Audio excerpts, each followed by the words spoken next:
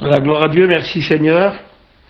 Gloire soit rendue à Dieu ce soir de la réunion qui commence sur les regards du Seigneur. Merci aux frères. Je suis content de vous faire la réunion. Ça a été un petit peu compliqué pour trouver un jour, mais le Seigneur a fait en sorte. Voilà, je pense que ce soir, Dieu aura quelque chose à nous dire. C'est tellement important d'écouter la parole et d'écouter Dieu surtout. Que le nom de l'Éternel soit béni. Merci aux frères. Je suis content d'être avec l'Église de Lyon et avec mes frères. On est tous ensemble une équipe. Et je voudrais dire comme ça, avec des mots simples, on fait avec les moyens du bord. Les moyens du bord aujourd'hui, c'est les téléphones. Et je crois qu'avec ça, Dieu nous bénit et on arrive à propager la parole et à donner de la nourriture avec le Seigneur surtout.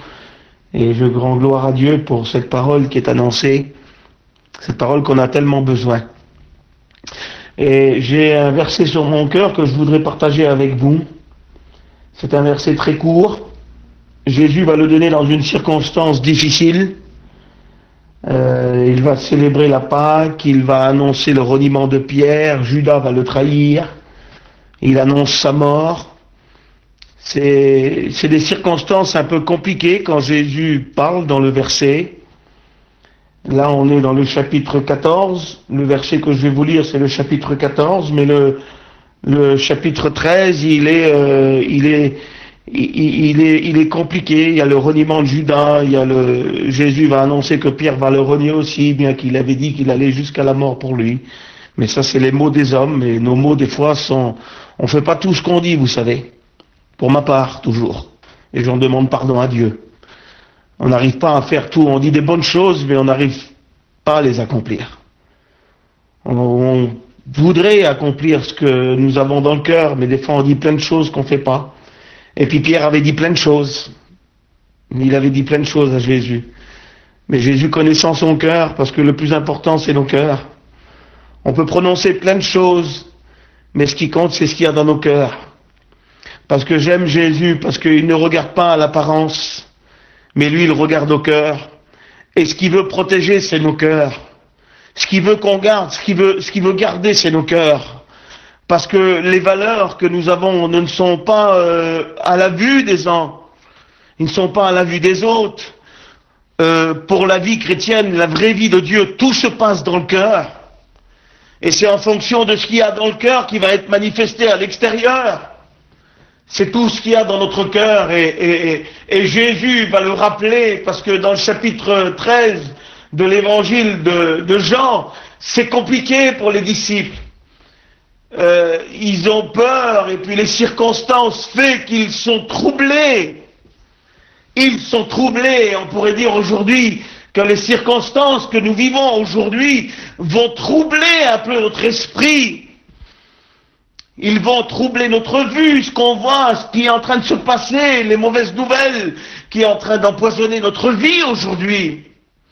On est chargé de messages et chaque jour on rajoute sur la liste des besoins graves, la liste de prières que nous lisons dans nos églises, que nous intercédons, que nous prions, que nous mettons sur Zélo. La liste est chargée, elle grossit de jour en jour. On pourrait dire à Dieu, mais Seigneur, soyons honnêtes. Et je voudrais être honnête dans mon message, dans ma prédication, et surtout devant Dieu. Et je voudrais parler à Dieu ce soir et dire, Seigneur, mais qu'est-ce que tu fais? Ça, c'est un raisonnement d'homme. Parce que malheureusement pour nous, et heureusement pour nous qu'on ne connaît pas demain, heureusement qu'on ne connaît pas l'avenir, Jésus est dans tous les temps. Et c'est pour ça qu'il va dire à chaque jour suffit sa peine. Et nous voudrions vivre pour les jours qui arrivent. Mais Jésus va dire, ne vous chargez pas de demain. Nous ne sommes pas encore demain. On n'est plus hier, on ne sera jamais plus hier. Et on n'est pas encore demain. Et Jésus va nous rappeler qu'il faut vivre les instants présents. Quand nous regardons tous ces problèmes qu'il y a sur cette terre-là, je vous le dis franchement et honnête, je voudrais pas tricher.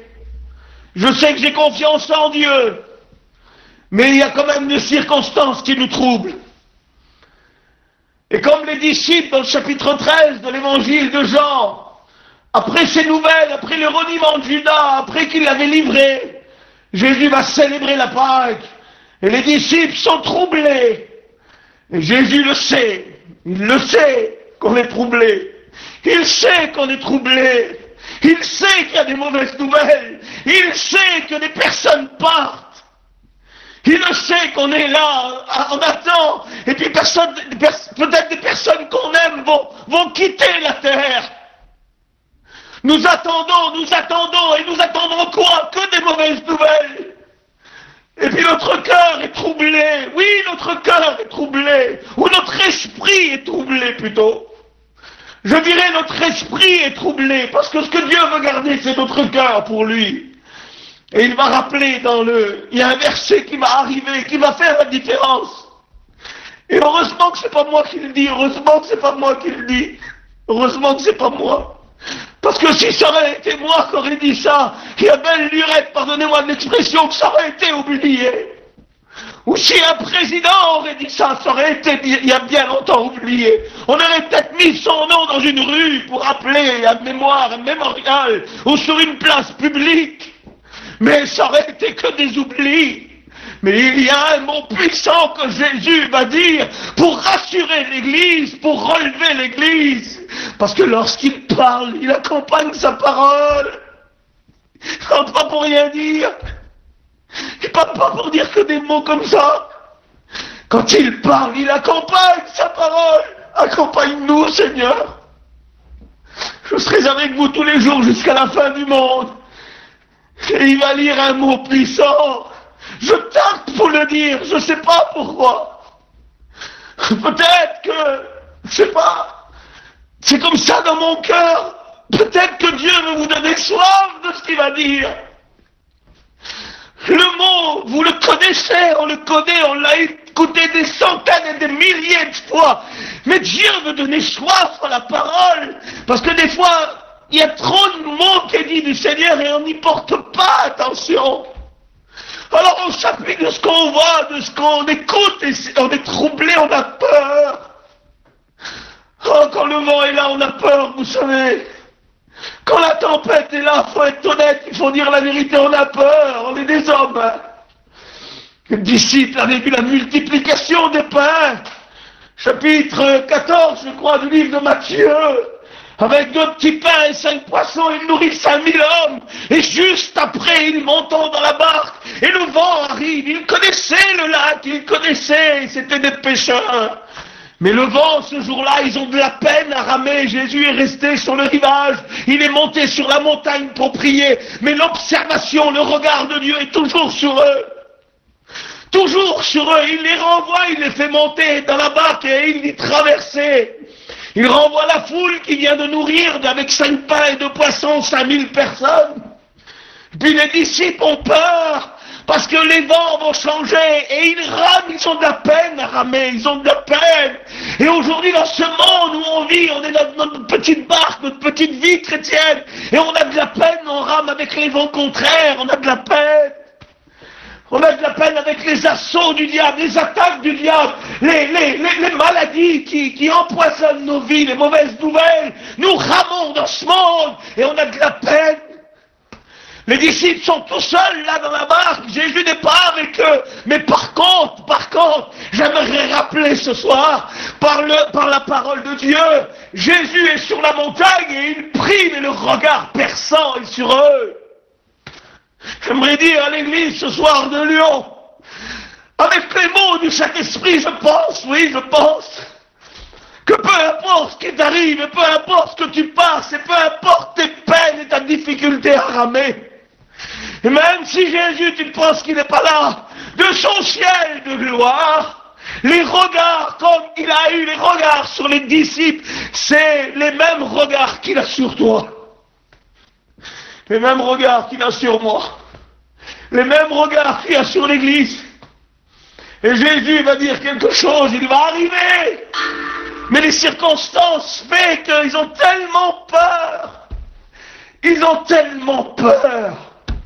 Que lorsqu'il arrive pour les secourir, pour devancer la tempête, et pour marcher sur ce qui leur fait peur, parce qu'il va marcher sur ce qui leur fait peur. Les vents sont contraires, la barque est battue par les flots, vous lirez dans le verset, c'est marqué. Et puis là, ça leur fait peur, c'est les vents et la mer qui bat la petite embarcation. Ils ont peur. Et ce qui va les faire chavirer ou peut-être mourir, pour Jésus, ce n'est rien, rien ça. Donnez-moi de parler aussi fort, mais j'ai envie de le dire avec hardiesse. J'ai envie de le dire avec autorité. Comme rappeler à nos épreuves ou au diable ce qu'il est en train de nous faire. C'est ce qui nous fait peur aujourd'hui, mais Jésus arrive. Et sur ceux qui ont peur là, qui sont dans la barque, et ce qui leur fait peur, donc la mer, Jésus c'est plus un problème. Il marche sous les eaux. Il est en train de leur montrer de ce qui les fait peur, ce qui les fait trembler. Mais regardez l'autorité et le pouvoir que j'ai, moi. Je marche sur ce qui vous fait peur. Et j'écrase ce qui vous fait peur. Je détruis l'ennemi, je le terrasse. Voilà, c'est ce qu'il veut rappeler aux disciples. Mais malheureusement, dans leur peur, dans leurs difficultés, on revient au verset après. Dans leur peur et leurs difficultés, ils sont tellement troublés qu'ils ne reconnaissent même plus Jésus. Vous savez, quand la maladie, elle frappe, et quand le diable vous fait voir l'enterrement, quand il vous fait voir tout ce qui va se passer, je ne sais pas pourquoi je dis ça, mais je le dis. Et je pense que le Saint-Esprit est l'auteur de ce message. Oui, je le pense de tout mon cœur, oui, je le pense. Donald, cache-toi dans un trou de souris, Donald. C'est pas toi, là, t'as pas le droit de rentrer, là, ici, dans le message. T'es juste celui qui le proclame, qui le donne d'une voix, forte ou doucement, peu importe. Mais là, t'as plus le droit, on n'a plus le droit de rentrer dans le domaine de Dieu. Parce que le message, c'est Dieu. La Bible, c'est Dieu. Et ce qu'on dit vient de Dieu. Et nous, on essaye parfois de mettre notre petite graine pour embellir quoi que ce soit. Il n'y a rien à embellir à la parole. Elle est trop puissante. Alors je me cache et je laisse faire Dieu. Et puis quand le diable nous fait voir tout ce qui va se passer, tout ce qu'il va y avoir, je vous le dis par connaissance de cause. Parce qu'en 2013, renfermé dans un hôpital, et à attendre des résultats jour et nuit pour mon fils, et attendre des examens, et des examens, et des examens, et des examens, et le soir des nuits blanches, et le soir en voyant tout ce qui se passait, en allant voir, le diable me disait, ça va être comme ça va se passer comme ça, ça va se passer comme ça. Eh ben j'avais peur, j'étais troublé, j'étais beaucoup troublé. Et un soir, le Seigneur est venu me visiter comme il est venu visiter les disciples sur la barque. Mais malheureusement, par la peur, ils ne l'ont pas reconnu.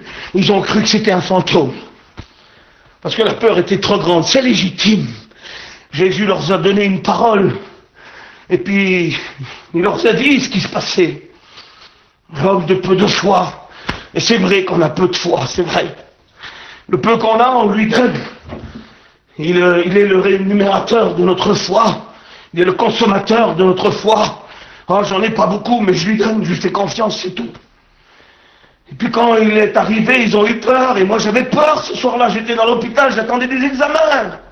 Écoutez ce qui s'est passé, comment que Dieu est grand, comment que Dieu est puissant, comment que Dieu est fort, comment que Dieu, je voudrais rappeler les valeurs de Dieu, sa main puissante, nous sommes à l'intérieur de sa main, et puis nul ne pourra nous ravir. Le diable essaie de nous l'enlever, de le tirer de sa main, il essaie de tirer les enfants de Dieu un par un, il essaie de les faire terrasser, de les faire sortir, mais la main de Dieu nous garde, nous sommes dans la main de Dieu, malgré les vents, les tempêtes, les difficultés, nos cœurs sont troublés, et Jésus va le rappeler. Puis, les examens interminables pour le petit, n'arrêtez pas. Et puis, un soir, un jour, je suis parti dehors comme ça marcher, et j'étais dans le terrain chez mes parents. Et puis, il y avait des champs, pas de maison autour. Et puis, une petite voiture était là, une petite voiture blanche. J'ai su reconnaître que c'était un médecin. Mais d'après ce qu'on peut dire sur les hôpitaux de Paris, on dit que c'est les meilleurs, peut-être d'Europe ou du monde, je sais pas. Le monde entier vient de se soigner ici, la plus grande médecine est là. Et moi, j'avais été dans les plus grandes hôpitaux, les plus grandes de Paris. Avec des examens à tout va, des prises de sang, des scanners, des IRM, tout ce que vous voulez. Personne n'avait arrivé à détecter la maladie. Et puis, mon cœur était troublé. Troublé comme les disciples dans la barque, troublé. De la peine à ramer, de la peine de me sortir de ce problème. Et puis ce jour-là, j'ai fait comme Pierre. J'ai dit, Seigneur, si c'est toi. Parce que les autres l'avaient pris pour un fantôme. Mais Pierre est sorti du lot. Il faut sortir de notre barque, sortir du problème. Si c'est toi, redonne que moi aussi je marche sur mes problèmes. Ce jour-là, j'ai marché dans le chemin et j'ai dit, Seigneur, viens à mon aide.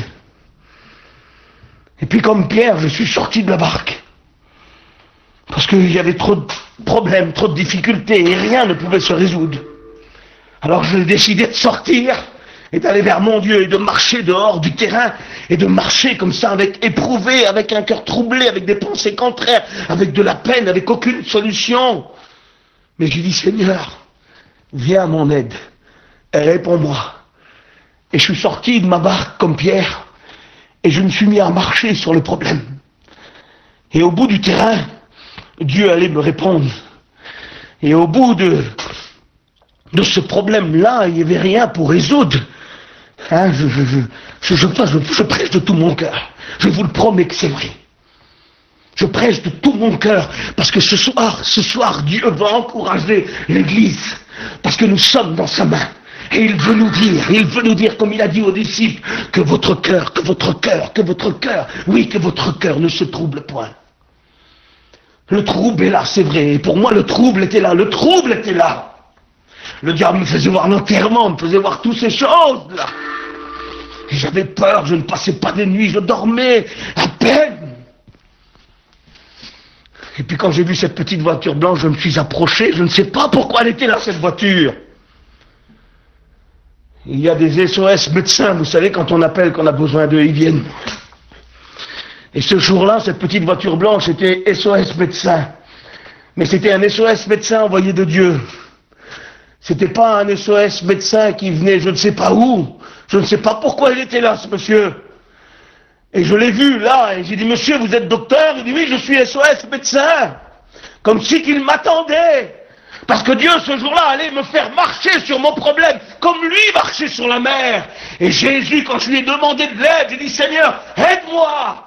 Alors j'ai sorti de la barque, par le peu de foi que j'avais, j'ai dit, Seigneur, je viens vers toi. Et puis SOS médecin m'attendait, comme si qu'il était là qu'il m'attendait.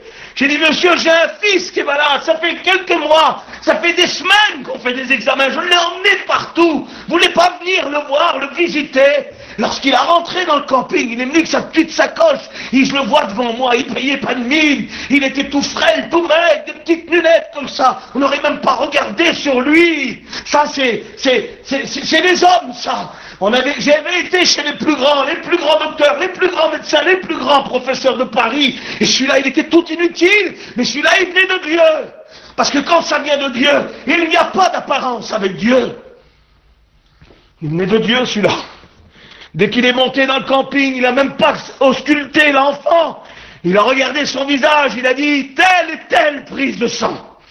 Et dans telle et telle prise de sang que tous les hôpitaux de Paris n'avaient pas fait, il a détecté la maladie du petit, et qu'il a pu être soigné. Oui, voilà. Ça, c'est sortir de son problème, sortir de la barque et marcher comme le maître sur ce qui nous fait peur. Voilà ce que Dieu te demande ce soir. Sors de la barque. Oui, mais je suis malade. Oui, mais sors. Ça fait peur, il y a du vent, je reconnais même plus Jésus. C'est pour moi un fantôme.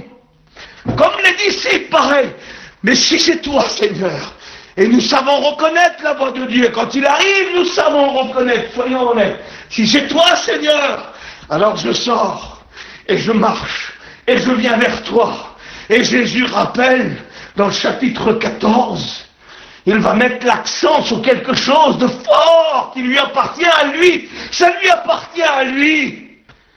Il va dire aux disciples que votre cœur, j'accentue le mot, écoutez, que votre cœur, ah je le dis fort, je ne sais pas pourquoi, que votre cœur, que ton cœur, Donald, peut-être tes pensées peuvent être troublées, mais écoute, parce que moi j'habite dans ton cœur. Et il rappelle à ses disciples que votre cœur ne se trouble pas. Oui, il y a la maladie. Oui, il y a le confinement. Oui, il y a des gens qui partent. Oui, il y a le désespoir. Oui, il y a la peine. Il y a les pleurs. Il y a des points d'interrogation. Il y a pourquoi, Seigneur. Mais Jésus va dire ce soir, et il le rappelle comme il a dit aux disciples, heureusement que c'est pas un homme qui a dit ça. Heureusement que c'est Jésus. Et ce petit mot-là, que votre cœur ne se trouble pas, a traversé les âges, a traversé les temps. Comme il a marché sur la mer, et bien ce petit mot de Jésus dans le chapitre 14 de l'évangile de Jean, il a marché sur tous les temps, et il est arrivé jusqu'à nous ce soir. Et ces mots-là, vous sentez que ça ne vient pas de la terre, que ça vient du ciel. Vous sentez que c'est des mots d'espérance, que Dieu nous rappelle qu'il est là, et que notre cœur lui appartient, et les valeurs qu'il a déposées en nous. Il veut que notre cœur soit entier, et pas troublé. Si l'esprit est troublé, c'est pas grave, on peut arranger. Mais le cœur qui appartient à Dieu, il ne faut pas qu'il soit touché. Et le cœur ne faut pas qu'il soit touché. Vous savez, dans l'évangile, dans la Bible, il y a un livre, et je vais terminer. Il y a un livre, là, quand tu le lis, c'est le désespoir complet. Ce livre-là porte un nom, même quand tu lis le nom, t'as peur. Tu veux même pas dire le nom. J'arrive pas à comprendre qu'un nom peut être cité comme ça. Mais lui, il souffre tellement, il a tellement de misère. Il va écrire un livre qui va porter un nom que... Imaginez-vous, le livre s'appelle Lamentation. Qui donnerait ce titre à un livre là? Lamentation. Mais lui, tellement il a souffert, il en a écrit un livre. Alors il sait ce que c'est la souffrance. Et dans la Lamentation de Jérémie, les premiers chapitres, c'est le désespoir. Je terminerai avec ça.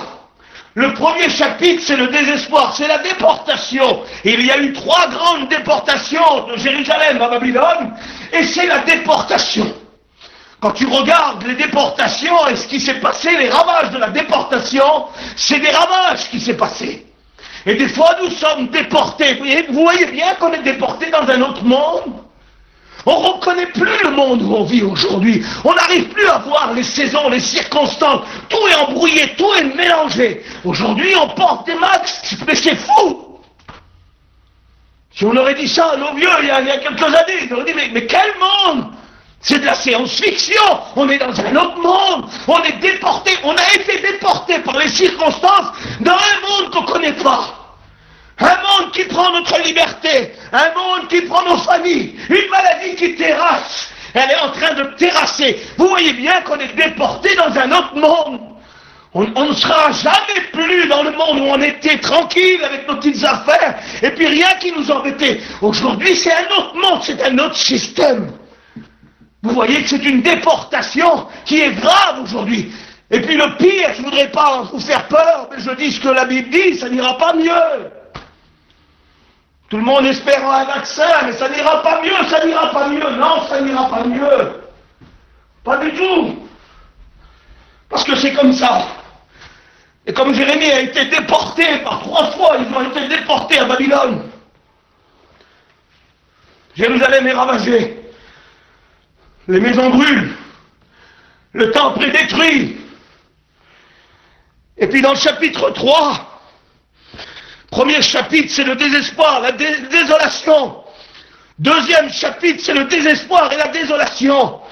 Le troisième chapitre, une partie du troisième chapitre, c'est le désespoir et la désolation. Et Jérémie va parler. Et quand tu lis le livre de Jérémie, dans le chapitre 3, il y a 66 versets. Et dans ces 66 versets, il y a 22 fragments de 3. Donc c'est 3 la souffrance, 3 versets de souffrance, il y a que de la souffrance, il y a que de la misère, ce qu'on vit aujourd'hui. Mais Jésus nous le rappelle que votre cœur ne se trouble point. Et Jésus va dire, tu m'as enlevé la paix.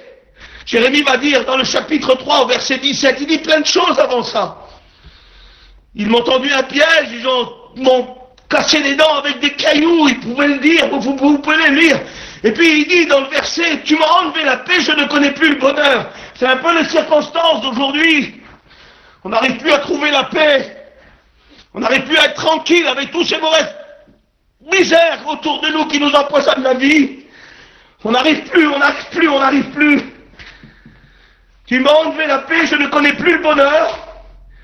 J'ai dit mes forces sont perdues, je n'ai plus d'espérance en Dieu. Voilà, il va faire sa prière.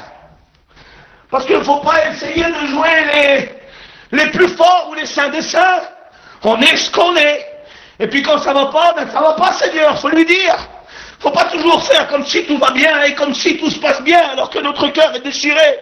Faut savoir devant Dieu lui dire, comme le psaume 6, David déballe tout, ça va pas, Seigneur, il y a des choses qui ne vont pas. Eh bien Jérémie fait un peu pareil. Tu m'as enlevé la paix, je connais plus le bonheur.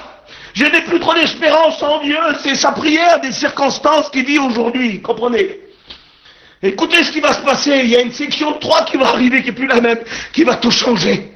Elle va tout changer. Quand je pense à ma misère, il dit, quand je pense à ma détresse et à ma misère, à l'absinthe et au poison, quand je m'en souviens, mon âme est abattue au-dedans de moi. Ah, ça fait mal, ça va loin, les douleurs vont loin. C'est pas une petite blessure, un petit bobo. C'est comme t'es blessé à l'âme, ça fait mal.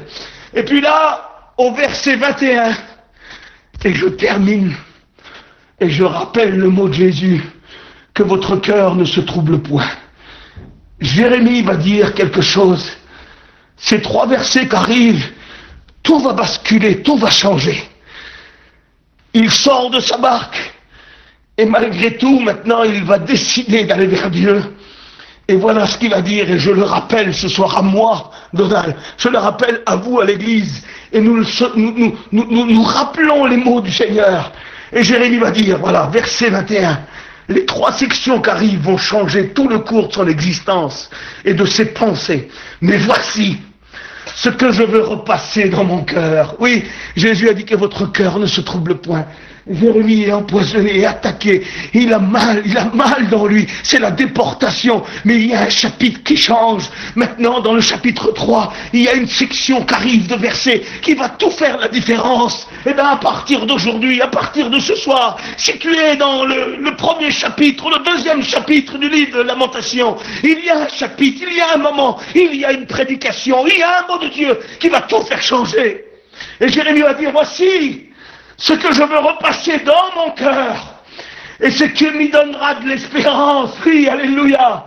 Les bontés de l'Éternel ne sont pas épuisées, et ses compassions ne sont pas à leur terme. Il se rappelle les valeurs de Dieu, il se rappelle les mots de Dieu, il se rappelle ce que le Seigneur a fait pour lui. Voici, il le dit, ce que je veux repasser dans mon cœur, ce qui me donnera de l'espérance. Les bontés de l'Éternel ne sont pas épuisées, ses compassions ne sont pas à leur terme, elles se renouvellent chaque matin. Oh, que ta fidélité est grande, ô Éternel. Rappelons-le à nos problèmes, à nos misères, que la fidélité de Dieu est grande. Oh, que ta fidélité est grande, ô Éternel. Que mon âme dit à mon âme, c'est pourquoi je veux espérer en lui. L'Éternel a de la bonté pour qui espère en lui. C'est des versets qui vont tout changer. Je rappelle le mot de Jésus. Que votre cœur ne se trouble point. Que votre cœur ne se trouble point. Que votre cœur ne se trouble point. Car le Maître est avec nous. Malgré les vents contraires, malgré les déportations. Il est celui qui est fidèle. C'est un fidèle. Un fidèle. Que Dieu vous bénisse. J'ai prêché avec tout mon cœur. J'ai voulu prêcher ce message comme une victoire sur l'ennemi, comme une victoire sur la maladie, comme une victoire sur le trouble, comme une victoire sur nos défaites, sur nos luttes, sur nos combats. Jésus est avec nous. Que notre cœur soit gardé. Gardons nos cœurs. Que Dieu vous bénisse. Je vais demander à Tony s'il peut prier le Seigneur. Que Dieu vous bénisse. J'ai terminé. Merci. Merci. Merci mes frères.